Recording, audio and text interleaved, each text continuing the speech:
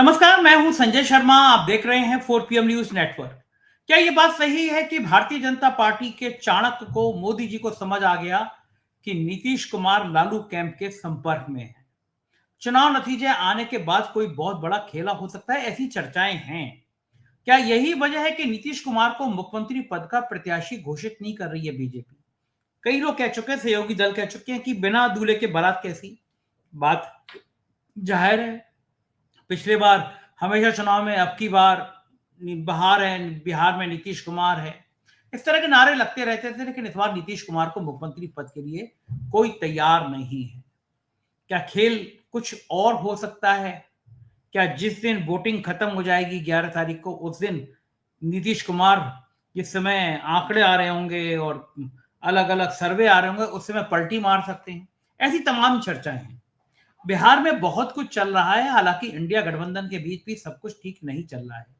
इधर योगी आदित्यनाथ ने जब देख लिया कि बिहार में हालात नाजुक हैं गुजरात लॉबी के, तो उन्होंने भी ताल ठोक दी, अपने दोनों डिप्टी सीएम को ढक्कन बना दिया। सबसे बड़ा आयोजन होता है दीपोत्सव महोत्सव का, दोनों डिप्टी सीएम गाए। बड़े बड़े जो पोस्टर छपवाए गए, उनमें दोनों डिप्टी सीएम के फोटो नहीं, बाकी मंत्रियों के नाम, उनके नाम तक नहीं। और नाराज दोनों डिप्टी सीएम गए नहीं कार्यक्रम में। ये ले अपनी लुपट कमरिया, बहुत नाचना चाहे। कारण यह है कि दोनों डिप्टी सीएम ब्रजेश पाठक और केशव मौर्य अमित शाह के आदमी हैं।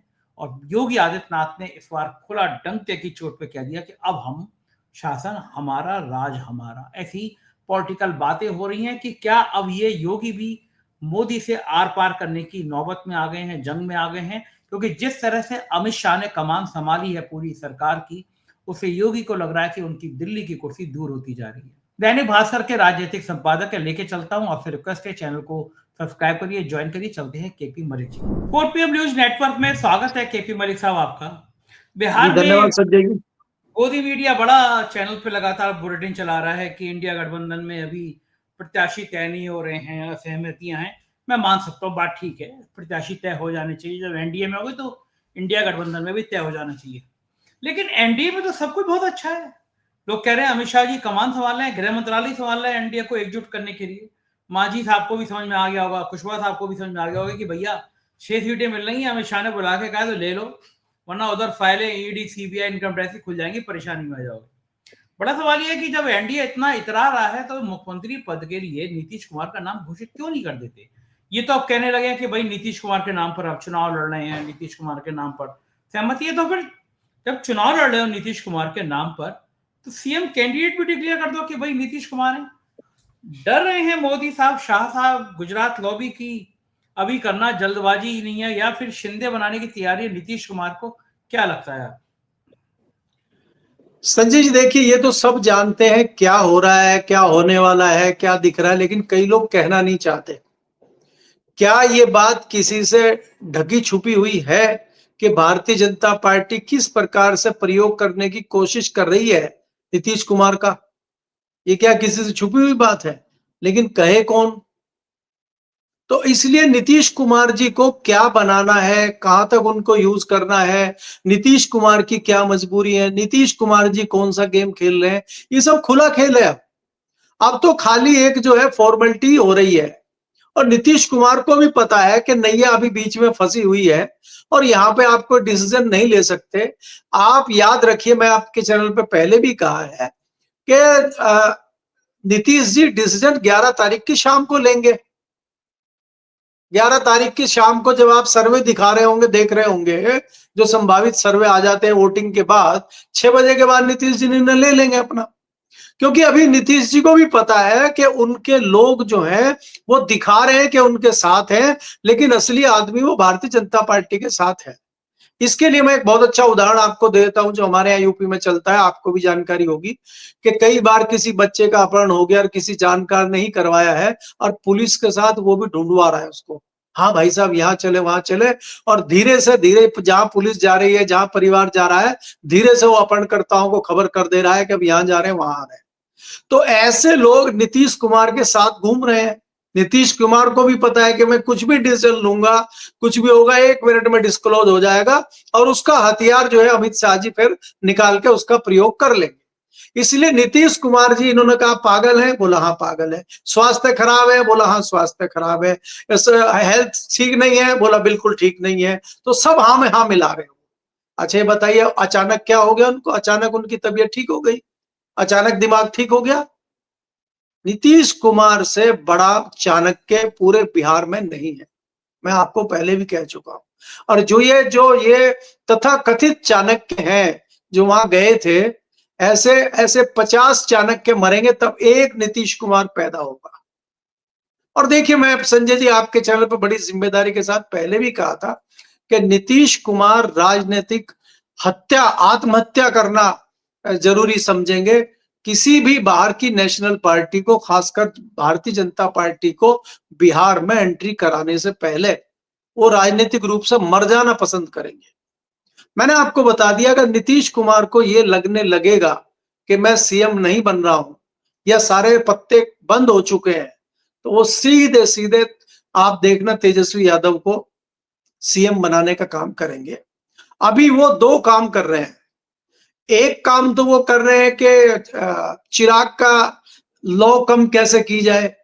चिराग को बुझाना नहीं चाह रहे, वो चिराग की रोशनी कम करना चाह रहे हैं। और उस रोशनी का पहला खेल उन्होंने कर दिया है, वो आपने देख ही लिया होगा। तो उससे हमें जान लेना चाहिए कि नीतीश कुमार क्या है, क्या कर सकते हैं। वहां चाणक्यगिरी किसी की चल नहीं पाई। अब हम आ जाते हैं महागठबंधन की जो बात हो रही है। हमने और आपने जिक्र किया था परसों के, महागठबंधन को जिस तरह से आज काम करना चाहिए था, जिस तरह से रणनीति करनी चाहिए थी, वो गठबंधन कर नहीं रहा। ये गठबंधन का दुर्भाग्य है या विपक्ष का दुर्भाग्य है, इस पर हम लोग डिस्कशन कर चुके हैं। आज महागठबंधन को जिस प्रकार का व्यवहार बिहार में करना चाहिए था, उस पर ना खरे राहुल गांधी उतर रहे और तेजस्वी यादव भी खरे नहीं उतर रहे उस पर। और आज तो खबर इस प्रकार से आई कि भाई आपके जो पड़ोसी राज्य है जेएमएम, वो भी आपसे कहीं ना कहीं खफा नजर आ रहा है। तो महागठबंधन में जिस प्रकार की रणनीति होनी चाहिए वो नहीं दिखाई दे रही है। लेकिन अभी मुझे लग रहा है कि पर्चा वापसी की तारीख तक कुछ ना कुछ समझौता शायद वहां पे हो जाएगा। इसके अलावा जो आप देख रहे हैं कि नीतीश कुमार ने जो गेम खेला है, उससे सब बैकफुट पे पहुंच गए। और सब बैकफुट पे तो आज आपके पीके हैं। अब पीके कुछ भी कहते रहे, अब तो उन्होंने सम्राट की और भारतीय जनता पार्टी की हवा निकाल दी है, आपने देखा ही है। जी। मेरे को ठीक कह रहे हैं कि पीके ने भी जिस तरह के आरोप लगाए हैं, और बड़ी हैरानी की बात है कि बीजेपी का केंद्रीय नेतृत्व कोई बोल नहीं रहा है। जिस तरह से बीजेपी के डिप्टी सीएम पे, प्रदेश अध्यक्ष पे सैकड़ों करोड़ की संपत्तियां, सैकड़ों करोड़ की जमीनों के आरोप हैं, और मलिक साहब उसके बाद में कोई बोले नहीं। कहां चली गई ईडी, सीबीआई, इनकम टैक्स? और जब दस्तावेज दे दिए हैं केपी मलिक ने, तो मुझे तो लगता है कि किसी व्यक्ति को कोर्ट में भी जाना चाहिए कि इसकी मामले की उच्च स्तरीय जांच हुई। तो बड़ा गंभीर मामला है। एक पार्टी का, रूलिंग पार्टी का प्रदेश अध्यक्ष है, एक डिप्टी सीएम है, और बताया जा रहा है 200 करोड़ की जमीन है। मुझे तो वो संख्या काउंट लिखते समय मैं सोचता हूँ कि कहाँ ये नेता इतना पैसा रखते होंगे। और भ्रष्टाचार आपके केवल रूलिंग पार्टी में, तो आपका भ्रष्टाचार नहीं कोई पूछेगा, बाकी गायब हो जाएगा। ये कब तक चलेगा?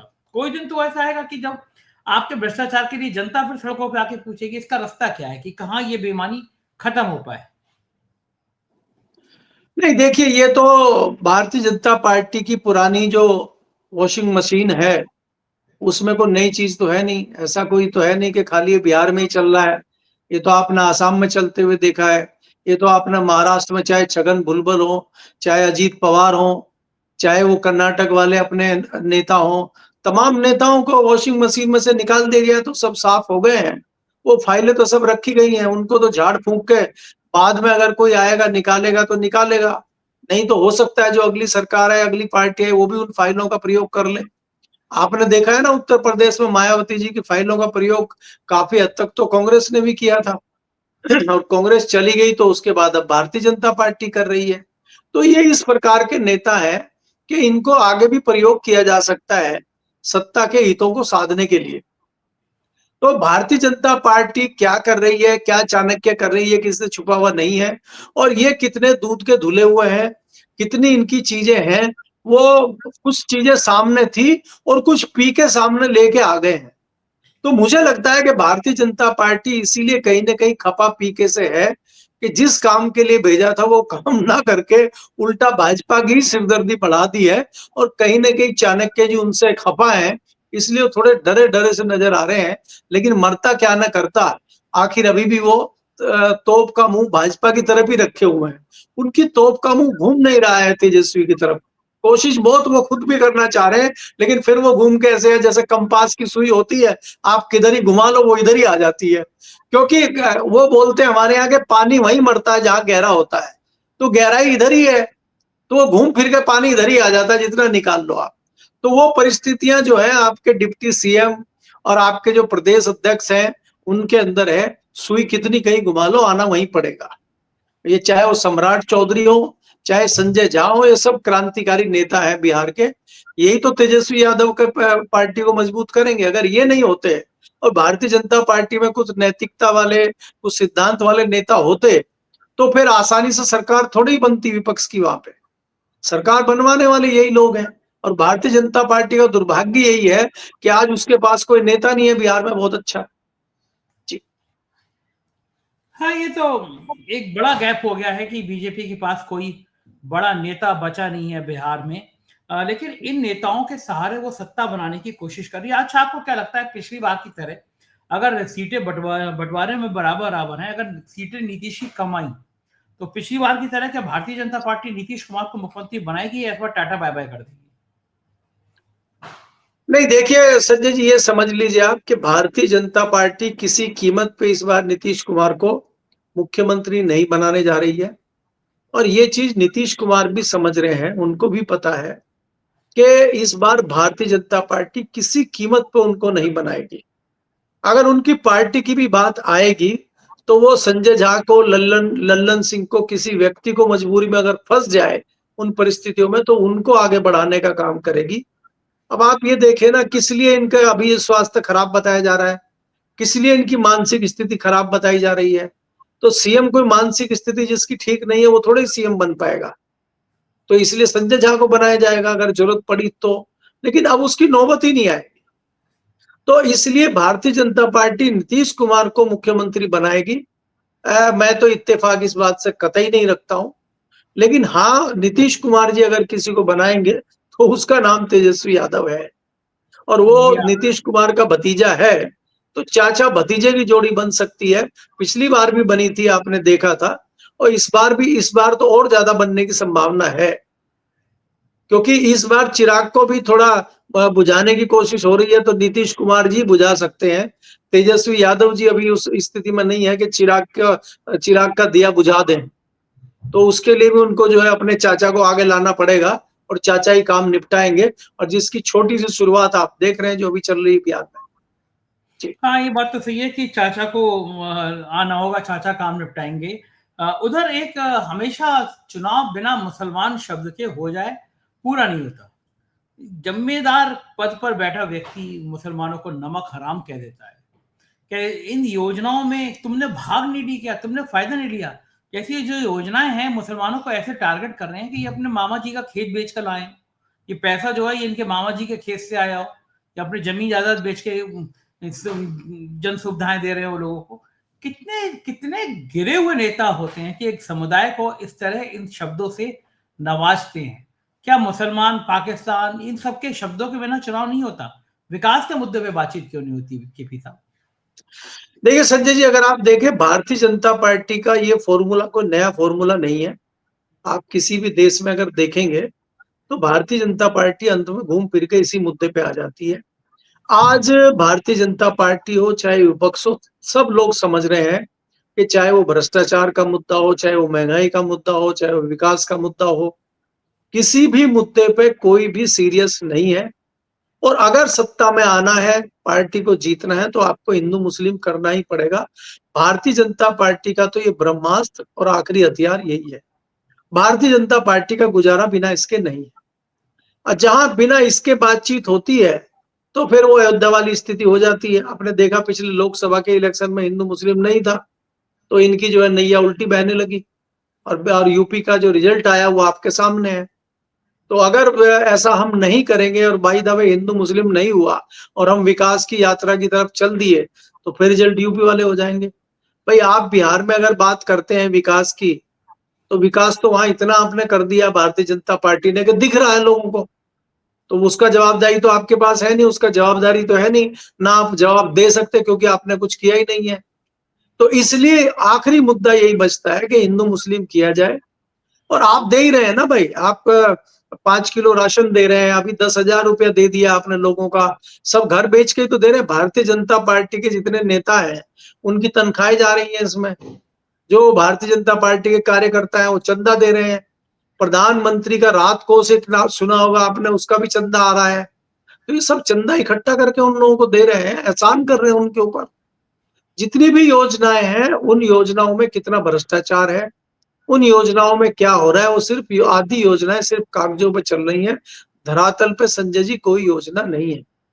मैं लगातार आपको देख रहा हूं, आप योजनाएं चला रहे हैं, किसानों की योजनाएं चला रहे हैं, कई सारी योजनाओं पे मैंने डीपली स्टडी की है। खासकर अगर आप बात करें जिस प्रकार से हम करते हैं कि इन्होंने फसल बीमा योजना दी है, फसल बीमा योजना में मुश्किल से 1.5 से 2% किसानों को लाभ मिलता है या वो ले पाते हैं।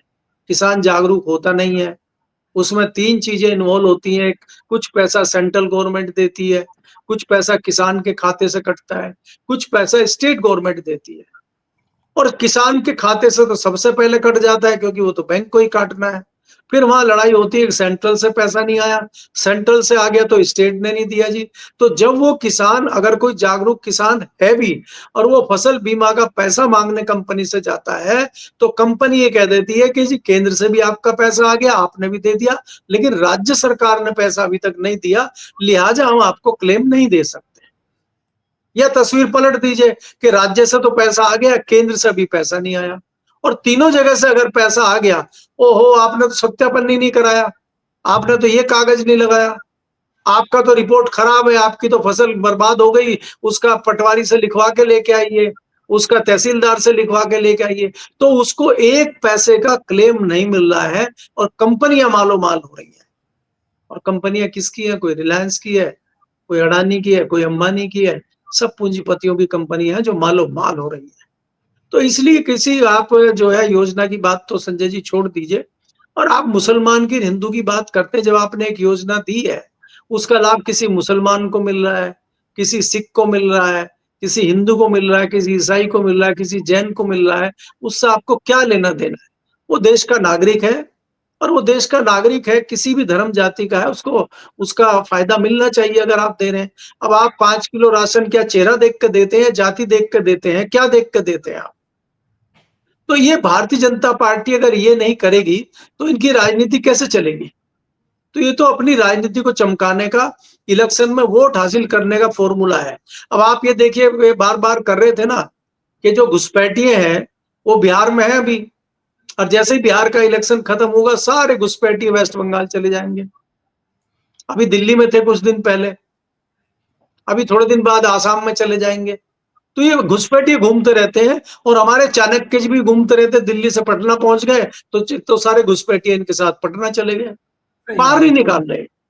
ये क्यों नहीं प्रेस कॉन्फ्रेंस करके अंजना ओम कश्यप को बताते हैं कि अंजना जी देखिए, ये लिस्ट देखिए, हमने जो है इतने हजार जो है घुसपैठिए बाहर निकाल दिए पिछले 5 साल में। वो नहीं बता रही है। उनको निकालो तो बताएं भी।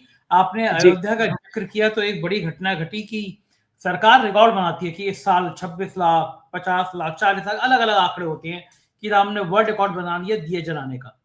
मैं इस बात के खिलाफ नहीं हूं कि आप दीपोत्सव अच्छे से मनाएं, भगवान राम की नगरी अच्छे से दीपावली मनाएं, लेकिन दो बातें हैं कि जब आपको पता है कि बिहार में मामला गड़बड़ा सकता है मोदी जी का, तो क्या योगी जी ने पूरी ताकत से हमला बोल दिया?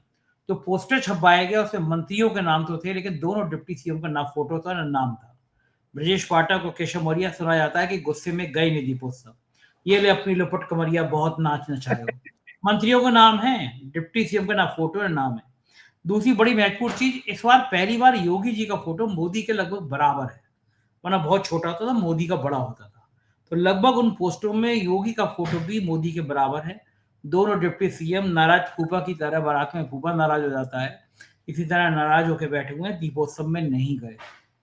क्या लग रहा है आपको? योगी जी ने बिल्कुल अब ये ऐलान कर दिया है कि भैया ये तुम्हारे दोनों डिप्टी सीएम अमित शाह जी के आदमी हैं, तो अमित शाह जी, खुला चैलेंज है, मैं इनके फोटो नहीं छपवाऊंगा, आपको जो करना हो वो कर लो। अब योगी आदित्यनाथ को भी समझ में आ गया कि दिल्ली की सरकार अब इतनी कमजोर हो चुकी है, गुजरात लॉबी इतनी कमजोर हो चुकी है, इनके बस का नहीं है कि ये अब कुछ कर पाए। इसलिए योगी जी ने खुल के खेल खेलना शुरू कर दिया है। अगर बिहार चुनाव हारे गुजरात लॉबी, मोदी जी चुनाव हारे, बीजेपी चुनाव हारी, क्या लगता है कि फिर दावेदार योगी आदित्यनाथ और पुख्ता तरीके से होंगे और दोनों डिप्टी सीएम के फोटो गायब कर देना, नाम गायब कर देना, ये किस स्ट्रेटजी का हिस्सा हो सकता है?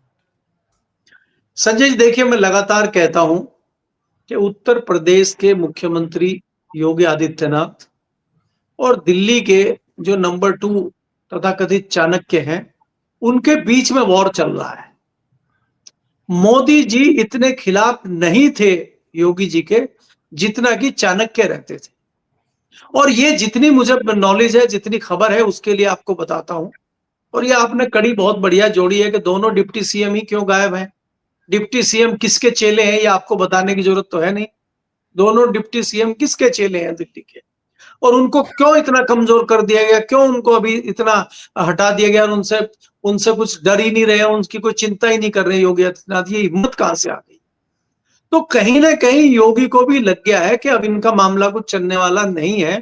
क्योंकि मैं आपको बहुत ही अंदर की बात ये बताता हूं कि नंबर 1 और नंबर 2 में भी उतनी सहजता नहीं है।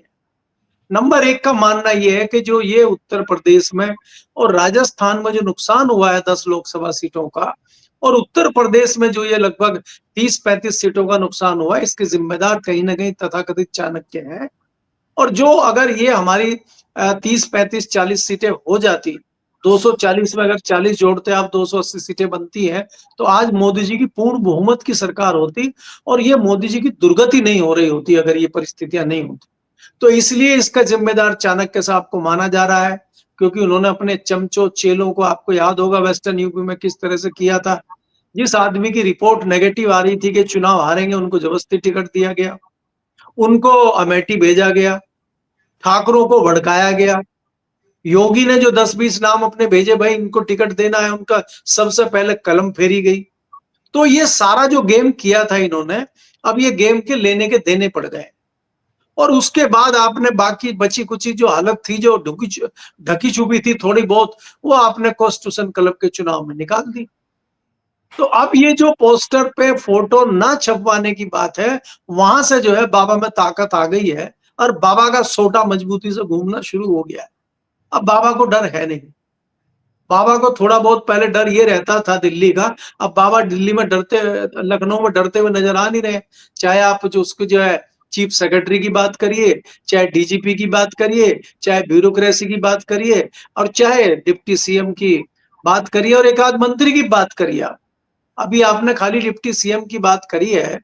जो दिल्ली से भेजे गए थे अम्ब्रेला के थ्रू, जो ये उतरे थे वहां पे लखनऊ में, मंत्री बन गए थे, उनकी भी हालत खराब है। अरविंद वो शर्मा की। आपके सामने, वो जो भी मंत्री हैं, कई मंत्री हैं, आप तो जानते हैं बहुत अच्छे से, जो अम्ब्रेला से उतर गए थे और सीधे मंत्री बन गए। और जब उनसे आपको समस्या लेके जाते हैं उनके विभाग की, तो वो कहते हैं जय श्री राम बोलते हैं सीधा, और एक बार नहीं बोलते, वो 3 बार जय श्री राम बोल देते हैं। बोलो जाओ, तुम्हारी समस्या खत्म हो गई है और हमने आशीर्वाद आपको दे दिया, जाइए। तो ये चल रहा है उनका। तो बहुत सारी चीजें अभी आपको दिख रही हैं और धीरे धीरे आपके सामने इस तरह की बहुत सारी चीजें आएंगी। मैंने संजय जी आपको पहले ही कहा था कि ये जो बाबा वाली चीज आपको एकाएक आपके सामने आई है और आपने पकड़ ली है क्योंकि आपको जानकारी है, ये आम आदमी को नहीं समझ में आ रही, लेकिन ये होगा और ये दिल्ली में शुरू हो गया है। मैं आपको पहले भी कहा था कि जहां आरएसएस पहले ऑप्शन देती थी 4 लोगों का राष्ट्रीय अध्यक्ष के लिए, वहां आरएसएस ने 1 आदमी का ऑप्शन दे दिया है। अब संजय फंस गए जोशी। गुजराती। अब गुजराती फंस गए तो उनको समझ में नहीं आ रहा है, तो करना तो पड़ेगा।